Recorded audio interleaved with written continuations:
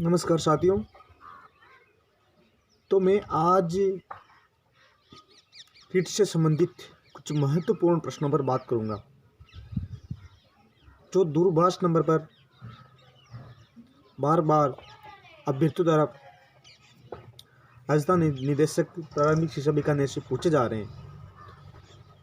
तो निदेशक महोदय ने कुछ प्रश्नों को चिन्हित किया जिन पर डाउट था। उन सभी क्वेश्चनों की एक सूची बनाकर वेबसाइट पर अपलोड किए। तो मैं बताता हूँ वो क्वेश्चन कौन से हैं। उसमें पहला प्रश्न था कि आसार्थी एक से अधिक आवेदन कर सकते हैं। तो अभ्यर्थियों ने पूछा गया कि हम कहीं एक से अधिक आवेदन कर सकते हैं या नहीं कर सकते हैं। तो निदेशक महोदय का जवाब था, पंचायती राज नियम तथा विभागीय विज्ञप्ति के प्रावधानों के अनुसार यदि अभ्यर्थी एक से अधिक हेतु एक देशिक पद हेतु पात्रता रखता है तो प्रत्येक पद के लिए पृथक पृथक आवेदन करना होगा। जैसे अब किसी अभ्यर्थी ने बीएड कर रखी है, किसी अभ्यर्थी ने एसटीसी कर रखी है, किसी ने क्या कर रखा है, किसी ने विशेष वाला डिप्लोमा कर रखा है। तो सभी प्रमाण पत्र डिप्लोमों के अनुसार अभ्यर्थियों का अलग अलग पद पर आवेदन करना बनता है। तो निदेशक महोदय ने यह क्लियर कर दिया है कि अलग अलग पात्रता रखने वाले अभ्यर्थी अलग अलग आवेदन करेंगे।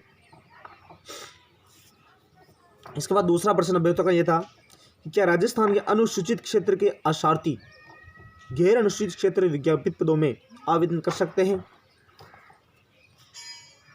टीएसपी और नॉन टीएसपी एरिया के अभ्यर्थी टीएसपी एरिया में आवेदन नहीं कर सकते, लेकिन टीएसपी एरिया के अभ्यर्थी नॉन टीएसपी के पदों में आवेदन कर सकते हैं। इसके लिए निदेशक महोदय ने क्लियर कर दिया है कि नॉन टीएसपी वाले टीएसपी में नहीं जाएंगे, लेकिन टीएसपी वाले नॉन टीएसपी में आ सकते हैं। अब तीसरा प्रश्न था, अध्यापक लेवल द्वितीय के विभिन्न पदों हेतु स्नातक तथा रिट 2021 के नियमों के संबंध में था। वो क्या है कि विज्ञप्ति के बिंदु संख्या 10 में संबंधित पद एवं उसके लिए आवश्यक वैकल्पिक विषय वर्णित है। अतः विज्ञप्ति के बिंदु संख्या 10 का अध्ययन कर स्वयं की पात्रता के अनुसार संबंधित विषय हेतु आवेदन करें। यह प्रश्न लेवल 2 वालों के लिए है। अपना अपना सब्जेक्ट देखकर ही अभ्यर्थी को आवेदन करना होगा। इस बार सब्जेक्ट चॉइस पहले ही मांगी गई है ताकि पद खाली नहीं रहे। पिछली भर्तियों में भी 18 वाली भर्ती में, 15 वाली भर्ती में साइंस, मैथ्स और अंग्रेजी के बहुत से पद खाली रह गए थे। इसीलिए इस बार सब कुछ पहले से ही भरा जा रहा है। अब चौथा प्रश्न था, आरक्षित वर्ग के अभ्यर्थियों के प्रमाण पत्रों के संबंध में। आरक्षित वर्ग जिनको आरक्षण मिला हुआ है उन अभ्यर्थियों के प्रमाण पत्र के संबंध में कि आरक्षित वर्ग के आशार्थियों को पिता के नाम, निवास एवं आय के आधार पर सक्षम अधिकारी द्वारा जारी किए गए प्रमाण पत्र मान्य होंगे तथा आर्थिक रूप से कमजोर वर्ग के आशार्थियों हेतु सामाजिक न्याय एवं अधिकारिता विभाग द्वारा जारी परिपत्र क्रमांक F11 आकव DDBC सान्या अवी 1962-865 दिनांक 22/10/2019 एवं समय समय पर जारी दिशा निर्देशों के अनुसार सक्षम स्तर से जारी इनकम या एसेस्ट प्रमाण पत्र मान्य किए जाएंगे। आशार्थी ऑनलाइन आवेदन में अपने कैटेगरी का चयन करते हुए आवेदन करें। यह प्रश्न आरक्षण से संबंधित था। जिनको आरक्षण मिला हुआ है तो आरक्षण में आय सीमा निर्धारित की हुई है। आरक्षण में उच्चतम आय सीमा निर्धारित की हुई है। तो आरक्षण का फायदा लेने के लिए, आरक्षण का लाभ उठाने के लिए उस आय सीमा से उनकी आय अंदर होनी चाहिए। तो उससे उस प्रमाण पत्र को सक्षम अधिकारी द्वारा प्रमाणित करके ही यहाँ पर प्रयोग किया जा सकता है। अब पांचवा प्रश्न है, 4 वर्षीय समेकित पाठ्यक्रम जैसे BA BEd या BEd BSc BEd उत्तीर्ण आशार्थियों द्वारा अंकों को आवेदन में किस प्रकार भरा जाए। पहले बीएड अलग होती थी, बीए अलग होती थी, 3 साल तक बीए, 2 साल बीएड, मार्कशीट अलग अलग आती थी, बीए की अलग, बीएड की अलग।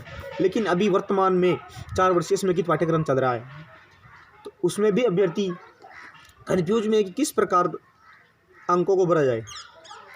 तो इसमें भी स्पष्ट किया गया है कि 4 वर्षीय समेकित पाठ्यक्रम की उपाधि के शैक्षिक विषयों के प्राप्तांक अलग से संगणित कर स्नातक के कॉलम में पूर्णांक और प्राप्तांक भरेंगे तथा प्रशैक्षिक विषयों के प्राप्तांकों को अलग संगणित कर बीएड के कॉलम में पूर्णांक तथा प्राप्तांक भरेंगे।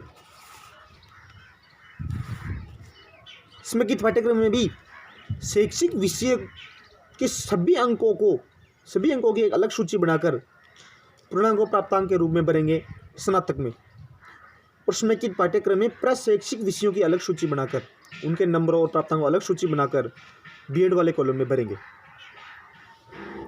अब छठा क्वेश्चन था, स्नातक तथा रिट 2021 के विषय कौन से भरे जाए। यह मामला सब्जेक्ट वाला है कि सब्जेक्ट कौन से भरे जाए। तो अभ्यर्थियों द्वारा स्नातक के वैकल्पिक 3 विषयों तथा रिट 2021 के प्रमाण पत्र में अंकित भाषा प्रथम तथा भाषा द्वितीय के साथ स्पेशलाइजेशन विषय भरेंगे। जिन अभ्यर्थियों को बीए के सब्जेक्ट दिखाने उनको वैकल्पिक 3 विषय भरने। वैकल्पिक 3 विषय अनिवार्य सभी के एक ही होते हैं, तो वैकल्पिक 3 विषय उसमें भरने हैं तथा रिट में भाषा प्रथम और भाषा द्वितीय भरनी है। भाषा प्रथम अंग्रेजी, हिंदी या संस्कृत है, उसी प्रकार भाषा द्वितीय में अंग्रेजी, हिंदी या संस्कृत जो भी है वो भरनी है।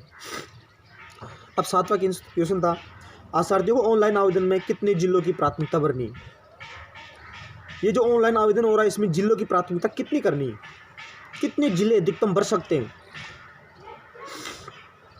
तो गैर अनुसूचित क्षेत्र के पदों हेतु संबंधित 30 जिलों की तथा अनुसूचित क्षेत्र के पदों हेतु संबंधित 8 जिलों की प्राथमिकता भरनी अनिवार्य है।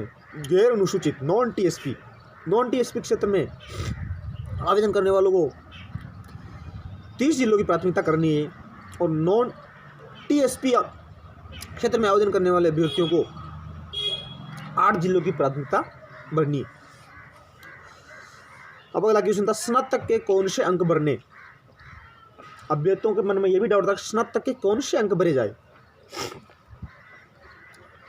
अभ्यर्थियों के स्नातक की अंतिम वर्ष की अंक तालिका में अंकित तीनों वर्षों के पूर्णांक प्राप्तांक भरने। ऑनलाइन आवेदन में केवल किसी वर्ष अथवा केवल विषय के अंक नहीं भरे जाने हैं। जैसे जैसे हम बीए फर्स्ट ईयर करते हैं, बीए सेकंड ईयर करते हैं, बीए फाइनल करते हैं, बीए फर्स्ट ईयर की अलग मार्कशीट होती है। जैसे ही हम बीए सेकंड ईयर करते हैं वही फर्स्ट ईयर वाले सेकंड ईयर वाली मार्कशीट में आ जाते हैं।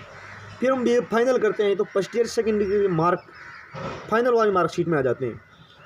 तो हमें फाइनल वाली अंक तालिका में जो पूर्णांक व प्राप्तांक दिए हुए हैं उन्हीं को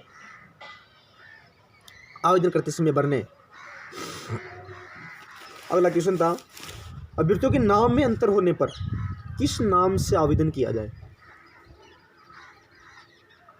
अगर अभ्यर्थियों के नाम में ही परिवर्तन आ रहा है, जैसे बहुत सी बार हो जाता है स्पेस वाला हो जाता है या छोटी बड़ी मात्रा में हो जाता है, तो वहाँ पर 10th की मार्कशीट 10वीं की मार्कशीट में जो नाम है उसी नाम के आधार पर आवेदन करना है, क्योंकि डॉक्यूमेंट्स वेरिफिकेशन में भी नाम के लिए 10वीं की मार्कशीट को प्राथमिकता दी जाती है। 10वीं की मार्कशीट के आधार पर ही नाम, जन्म तिथि, मेल फीमेल ये मिलाया जाता है। तो दोस्तों इन क्वेश्चनों से मेरे ख्याल से आपके बहुत सारे डाउट दूर हो गए होंगे, और कुछ और डाउट हैं, कुछ और क्वेश्चन हैं जो मैं नेक्स्ट वीडियो में डालूंगा, नहीं तो ये वीडियो लंबा ज़्यादा हो जाएगा। धन्यवाद।